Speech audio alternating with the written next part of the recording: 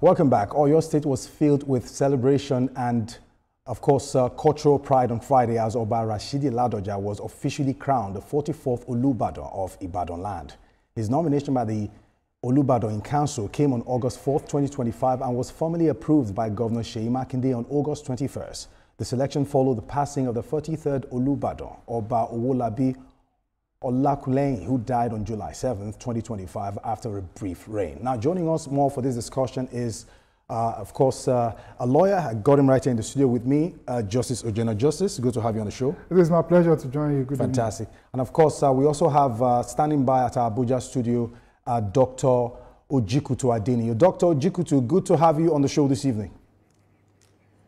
Thank you very much. I'm happy to be here. All right. Good evening, Nigeria. Good evening, Africa. Good Fantastic. You look like you just came from the coronation ceremony, because the way you look quite the part for the occasion. It's good to have you on the show once again. All right. Let me take it off with you. Let me take it off with you. Now, from the angle of cultural and traditional relevance, what role does the Olubadan play in modern governance and cultural identity within Oyo State from your perspective? Thank you very much. Yeah. The royal institution, the monarchical caste system, years were those people that take ownership of their lands, and their role basically is customary governance, leadership. Now, as things were going by 1976 to 79, when there was local government reforms and all that, there was the creation of local government, which is the authority of government. Now it reduces the power of the monarchies and the local as the custodian of their own communities. Now, what is their role? Their role is conflict resolution, promotion of tradition and culture, and the bringing together of peace and harmony within their territories. So therefore, yesteryears, when there are communal issues, marital clashes, business conflicts, these are the things that, the obas, the emirs, the obis, what they bring people together to resolve matters, conflict resolution, promotion of culture and tradition and what have you. In modern time, what they need to do that, there is a show of, benevolence and how big I am. And I think what is going for Oba Ladoja, the Arusa one, is that he has experience of service delivery, being a former governor, and he said that he's been serving the people before, that he's going to do more. And he threw a NASA at the president requesting for an Ibadan state. Absolutely. Which is,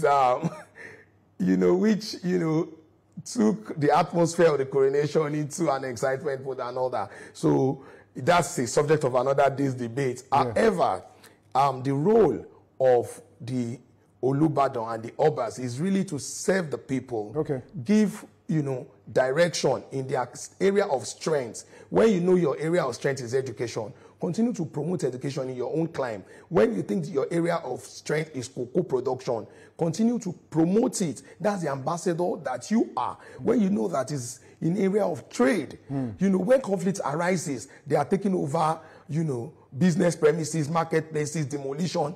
Emirs, Obas, Obis, their role is to mediate and protect their people. All right. Because they have the influence. All right. But in the other way around, is becoming, something that you want to show affluence. I have more Rolls Royce than you, and all that. I think it should change.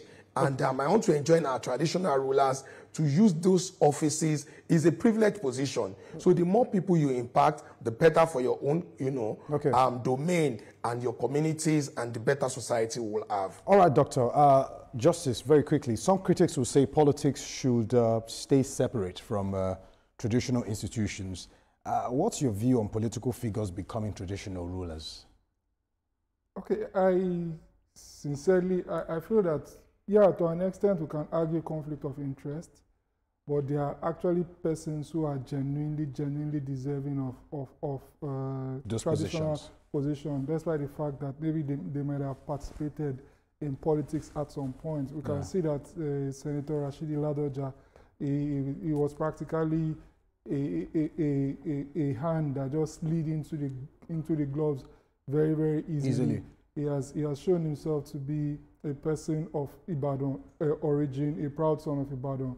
Even before the Fourth Republic, of course, in the Third Republic he participated. That's where he got the title of senator. And of course, he became governor too in the Fourth Republic, even though unceremoniously he was removed. And yes, he's been made a traditional ruler today. I'm very, very happy. I've had to know him back in my days as a law student.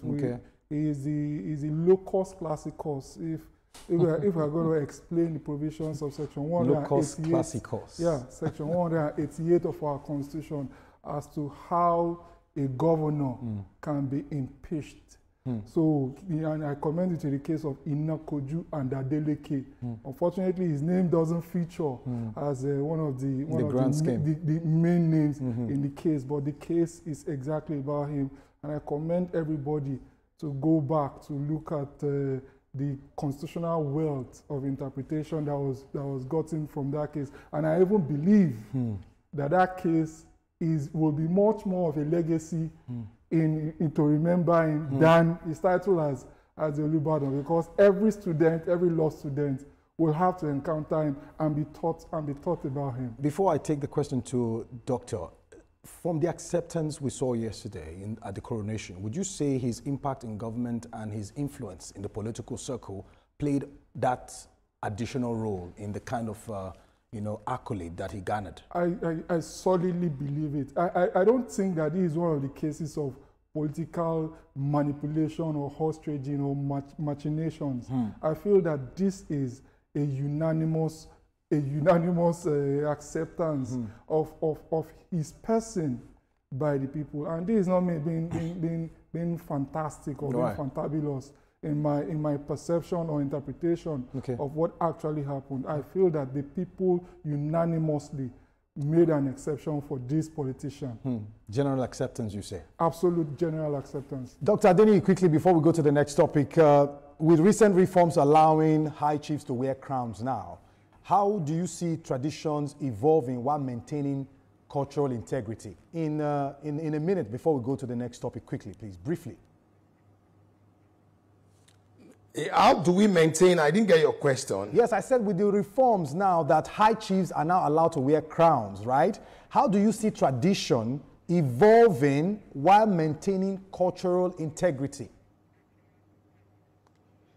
Yeah, cultural integrity is the reason why we have these institutions. Right. So their role is basically to protect and to promote it.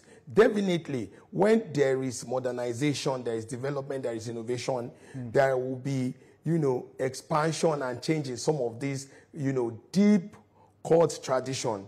However, those ones that are in line with development, those ones that are in line with growth will be sustained. And those ones that will feel like, modernization and all that has evolved, and your understanding and technology and everything will make some of those ones that we call maybe old, make them go. But what I think we will sustain in Nigeria, in Africa, is our dress code, our food. Those ones are, some of our languages are eroding, but I think we'll go back because our clothing are beginning to have, tradition all over the world, and they are being accepted in, almost all the fashion walkways in the world. All right. So Doctor, African clothing